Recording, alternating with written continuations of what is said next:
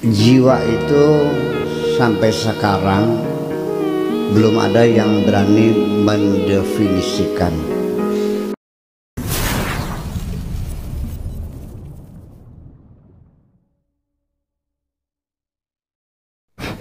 Yang saya ingin tanyakan, dari perbutulan. Yang saya ingin tanyakan, Buya, apa perbedaan jiwa, hati, dan hawa nafsu? Itu saja, mohon penjelasannya. Terima kasih. Assalamualaikum warahmatullahi wabarakatuh. Waalaikumsalam warahmatullahi wabarakatuh. Ilmunya jiwa, hati, dan hawa nafsu. Jiwa itu sampai sekarang belum ada yang berani mendefinisikan. Ilmunya mendunia dan masuk dalam segala lini kehidupan. Ilmu jiwa, dari ilmu jiwa embriologi, ilmu jiwa anak, ilmu jiwa adolescence psychology, ilmu jiwa pubertas, ilmu jiwa pabrik, ilmu jiwa, semuanya masuk. Tetapi apa jiwa itu tidak ada yang mendefinisikan. Karena masalahnya jiwa itu hakikatnya itu, mahiyahnya itu tidak bisa didefinisikan. Jadi yang bisa ditangkap hanya gejala-gejalanya saja. Jadi apalagi itu jiwa yang sifatnya non fisik, ya kan? Yang fisik saja ketika sudah masuk ke dalam wilayah fisika partikel itu juga sudah tidak bisa dilihat, ya, seperti gelombang, seperti magnet, nggak bisa dilihat, nggak bisa didefinisikan. Hanya saja besi ini mengandung magnet ketika ada paku yang didekatkan dan dia menarik, oh berarti ada magnet. Bisa dilihat nggak? Bisa ditangkap enggak? Difoto nggak ada. Tapi ada gejalanya. Jadi kalau orang itu begini, oh dia jiwanya sedang marah. Kalau ini, oh jiwanya sedang bahagia. Oh ini jiwanya orang sedang bingung. Nah itu yang dipelajari adalah ilmu jiwa itu mempelajari gejala-gejala jiwa. Adapun hati, jiwa itu adanya di mana? Apa di hati? Apa di otak? Ya, itu juga tidak bisa diidentifikasikan. Adapun hati, sesungguhnya orang dikiranya hati itu segumpal dagingnya itu, yang kata Kanjeng Nabi, ala inna fil jasadi mudghatan idza salahatil jasadu kullu wa idza fasadat fasadal jasadu kullu ala wahyal qalbu. Nanti qalbu juga akan berbeda istilahnya, ada qalbun, ada fuadun, ada domirun, ya itu juga mempunyai makna yang berbeda-beda. Tetapi hati itu kalau bentuknya namanya apa?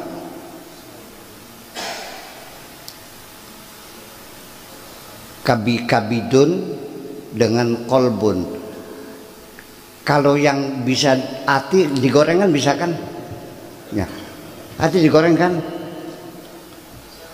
Ya kan, di sini apa namanya hati itu? Secara anatominya namanya apa hati itu?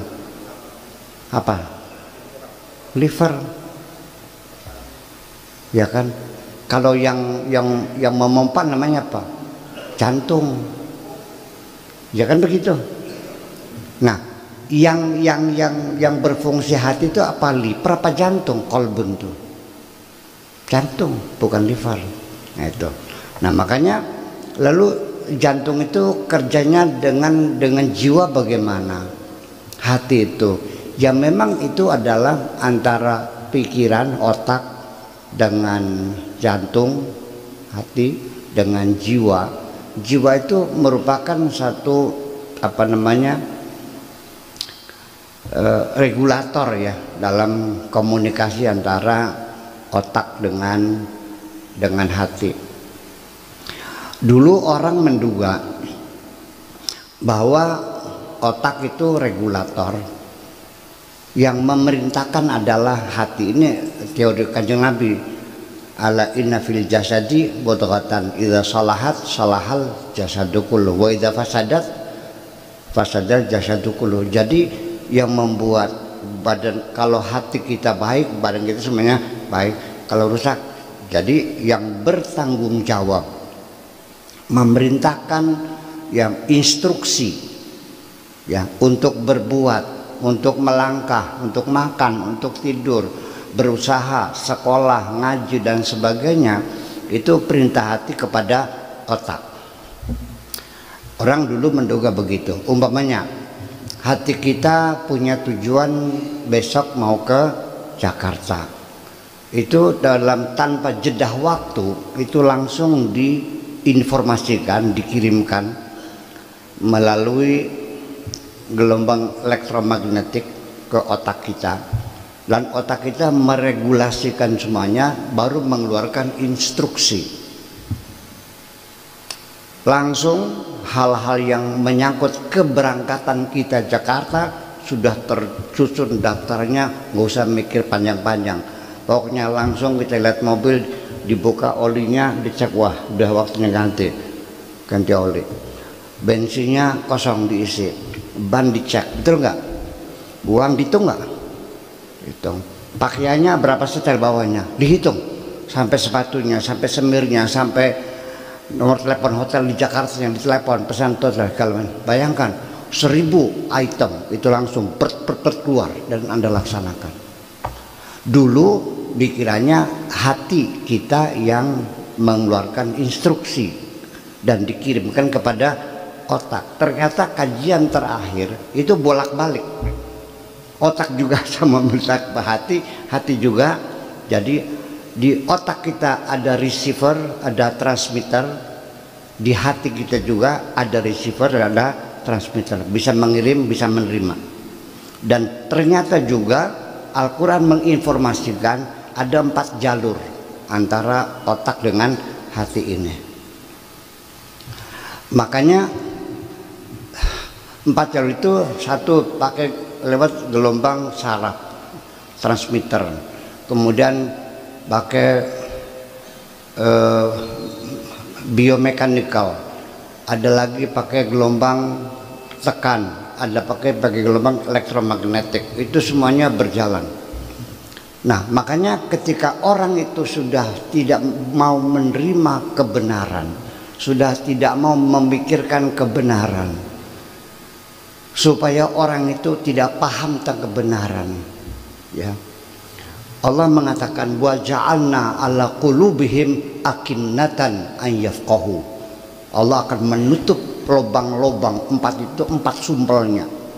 Akinnah itu artinya 4 sumbel, ditutup semuanya, an yafqahu, supaya jangan sampai paham kandungan Al-Quran. Berarti ada 4 jalur dan semuanya bekerja sama luar biasa. Dan kerja komputer itu hanya sebagian kecil daripada kerja hati dan pikiran kita. Nah, itu tentang hati. Kemudian tentang hawa nafsu. Hawa nafsu itu adanya di wilayah kebutuhan fisik kita. Makan, minum, kawin, kan begitu. Keinginan-keinginan, kepengen dihormati, itu semuanya hawa nafsu. Sebetulnya bukan nafsu saja, hawa ya hawa. Nah, sehingga sebetulnya hawa nafsu itu kan bahasa Indonesia, sebetulnya hawa dengan nafsu itu beda. Makanya wanahan nafsa anil hawa, bisa menahan nafsu supaya jangan terseret oleh hawa. Wanahan nafsa anil hawa, orang yang bisa mengendalikan nafsunya supaya jangan larut ikut kepada hawanya. Jadi beda lagi, ini mendetailnya mah. Ini kadang-kadang sulit mendekat dengan bahasa Indonesianya nih, persisnya. Jadi kira-kira aja lah ya, kira-kira gitu. Yang penting sedikit paham aja ya. Nah, sedangkan nafsu itu sendiri itu bisa positif, bisa negatif. Dia akan lahir bersama kita. Nah, kemudian nafsu inilah yang kemasukan hawa, kanjengan hawa. Artinya begini, bahwa di dalam hidup kita sendiri, karena roh kita ini, hati kita ini kan dibungkus dan ada casingnya, yaitu berupa jasad kita, dan jasad kita sebagai hidup karena ada roh kita, dan semuanya itu bekerja, ya semuanya bekerja. Bahwa sesungguhnya apa yang menjadi aktivitas kita yang dipikirkan oleh akal sadar kita itu hanya sebagian kecil.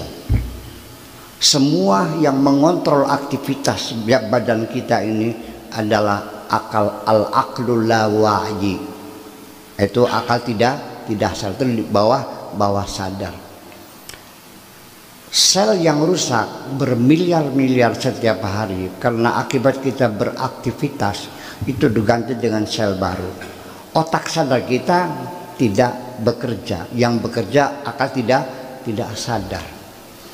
Ketika ada partikel asing atau ada virus atau juga badan kita terinfeksi karena terluka kemasukan virus, terinfeksi, bengkak. Nah, ketika badan kita terinfeksi, itu darah putih kita terus meningkat semakin banyak, dan kita tidak mengusahakan, otak kita tidak mengontrol, yang mengontrol otak bawah sadar. Udara panas, badan kita mengeluarkan keringat, bukan upaya kita, yang mengontrol bukan otak sadar kita, tetapi otak tidak sadar. Termasuk kita mendapat intuisi, ilham, ilmu laduni, ya, wahyu, apalagi wangsit, ya.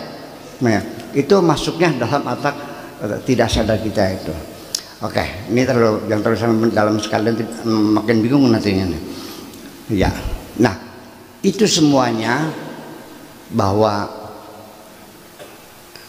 semua terjadi itu kan perlu ada kalori, perlu ada asupan, karena ini hidup, dia bekerja, darah mengalir, jantung berdegup, memompa darah, muter sekujur tubuh kita, kemudian paru-paru memompa juga untuk mengirimkan oksigen ke dalam tubuh kita. Ya, kalau kita kurang oksigen, napas kita sesek. Nah, itu kita tidak ikut bekerja, otak kita ini semuanya. Nah, kebutuhan biologis kita juga, kita bersahwat, ingin kawin, ingin makan, semuanya bekerja di luar kontrol otak kita ini semuanya. Itu perlu kita sadari.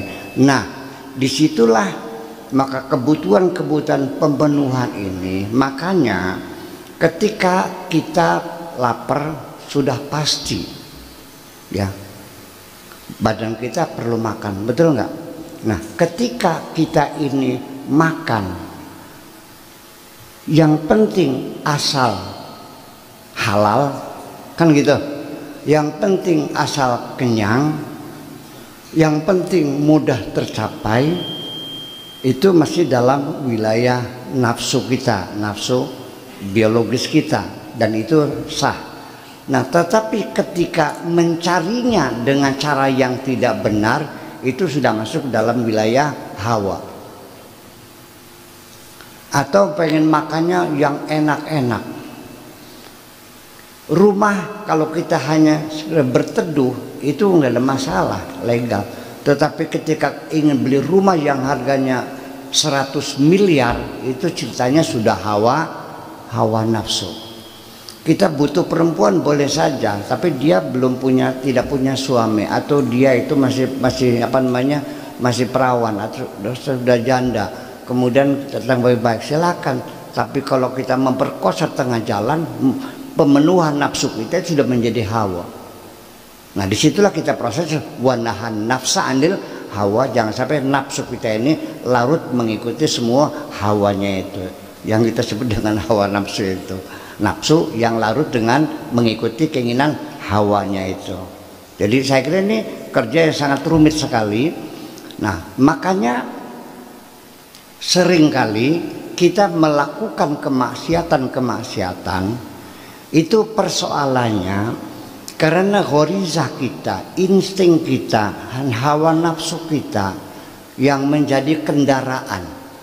Ya, hati kita ini penunggang kuda, badan kita ini adalah kudanya. Paham nggak? Kalau kuda itu memang sudah terlatih, kita akan nyaman. Kentrek sebelah kanan, belok kanan, betul nggak? Kentrek kiri, belok kiri. Ditarik dua-duanya mandek, begitu nggak? Itu artinya kuda yang sudah nurut kepada yang nunggangnya. Hati kita sebagai penunggang kuda, badan kita ini adalah kudanya. Kalau kuda ini tidak dilatih, tidak dididik supaya dia menurut, maka akan terjadi orang ini nunggang kuda pengen ke barat tapi kudanya ke timur. Ya. Sehingga orang pengen ke Cirebon, kota Cirebon kota, naik kuda. Kudanya pengen makan, ditepak mancal, iya kan? Ditarik, dia naik ke atas sampai terjatuh. Akhirnya gadok-godok, kudanya pengen ke timur, penunggangnya mau ke barat. Nyampe tujuan enggak? Dalam pertarungan kuda dengan orang yang naik, tenaganya kuat mana? Pada akhirnya dalam pertempuran mana yang menang? Ke timur keinginan kuda atau ke barat keinginan penunggangnya? Kemana perginya? Ke timur, karena kuda lebih kuat. Maka oleh karena itu kita hendaknya nafsu kita ini dikendalikan, dilatih. Itulah makanya ibadah-ibadah Islam ini sebetulnya adalah exercise. Bukan maqasidus syar'i, tujuan untuk beruku, itu hanya exercise untuk menaklukkan kuda yang binal ini. Ya puasanya, zakatnya, ya itu semuanya exercise semuanya. Masa kok urusan latihan kok bertengkar sih, ngaco kamu. Ini urusan latihan. Ya supaya kuda kita nurut. Nah, makanya kita harus sejak kecil melatih kuda itu tiap hari dibawa jalan-jalan, kan begitu. Kemudian kalau perlu kaki kanan kirinya diikat supaya dia jangan mancal-mancal, kan begitu. Kita dekati kita. Nah makanya kalau sudah kuda itu nurut, maka baru kita ini merasa nyaman. Jadi makanya kenapa kita sering kalah, karena kita kurang mampu menaklukkan kuda binal itu. Makasih itu aja.